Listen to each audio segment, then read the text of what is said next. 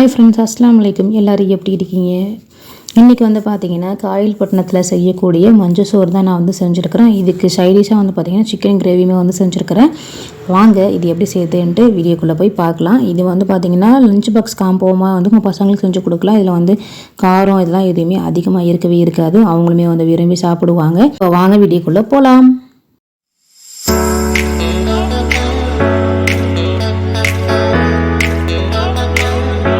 மஞ்சள் சோறு செய்யறதுக்கு நான் வந்து பார்த்திங்கன்னா வீட்டில் செய்யக்கூடிய அரிசி தான் எடுத்துருக்கிறேன். ஒரு கப் அளவுக்கு எடுத்துருக்கிறேன்.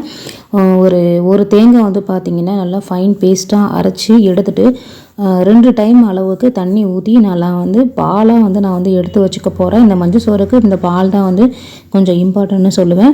ஸோ அதனால் 1க்கு 2 டைம் வந்து பார்த்திங்கன்னா நான் புழிஞ்சிட்டு ஃபுல்லாக வந்து பால் வந்து எடுத்து வச்சுக்கிட்டேன்.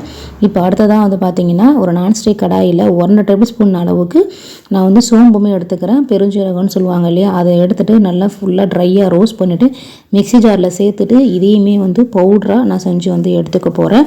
இப்போ நான் ரைஸ் குக்கரில் செய்கிறதுனால ரைஸ் குக்கர் நான் வந்து வச்சுக்கிறேன். இது எப்படின்னு சொல்லிட்டு உங்களுக்கு நான் சொல்கிறேன்.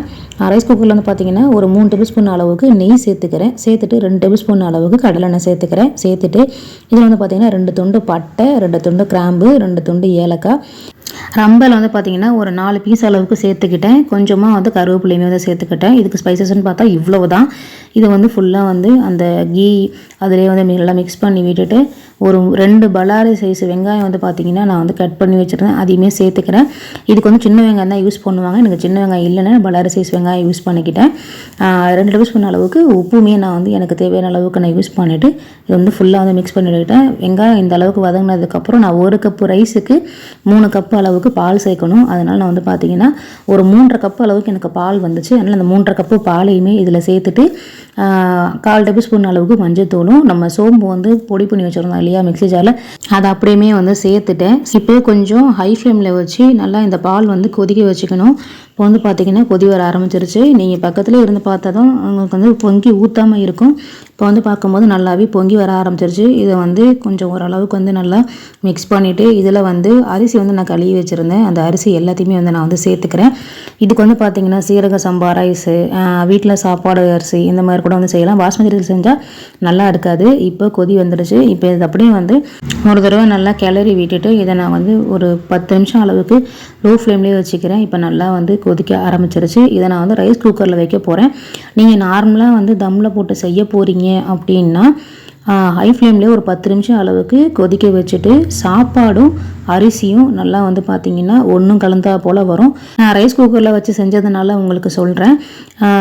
நார்மலாக செய்யணுன்னாலும் அதே மாதிரி செஞ்சுக்கோங்க. இப்போ பார்த்திங்கன்னா தெரியும் உங்களுக்கு வந்து பார்த்திங்கன்னா பாலும் அந்த ரைஸும் வந்து ஒன்று கலந்தா போல் வந்திருக்கு பார்த்திங்களா.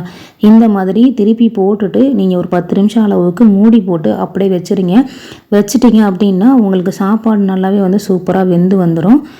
வெந்து அதுக்கப்புறமா ரொம்ப லோ ஃப்ளேம்லேயே வச்சுட்டு கீழே ஒரு தோசைக்கல்லை வச்சு அதுக்கு மேலே இந்த சாப்பாடை வச்சுட்டு ஒரு 10 நிமிஷம் அளவுக்கு லோ ஃப்ளேம்லேயே வச்சு திருப்பி போட்டுட்டு நீங்கள் அப்படியே வந்து விட்டுடுங்க. அவ்வளோதான், சாப்பாடு வந்து சூப்பராக ரெடி ஆகிடும்.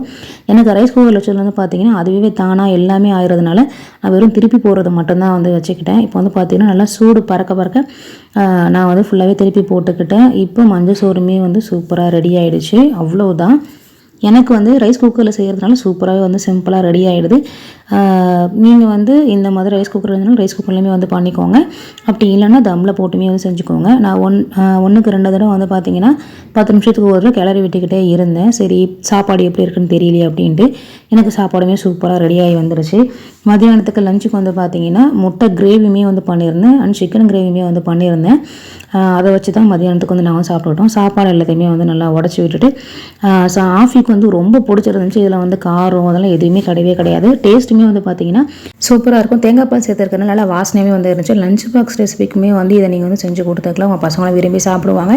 இல்லை காரம் அதெல்லாம் எதுவுமே இருக்கவே இருக்காது.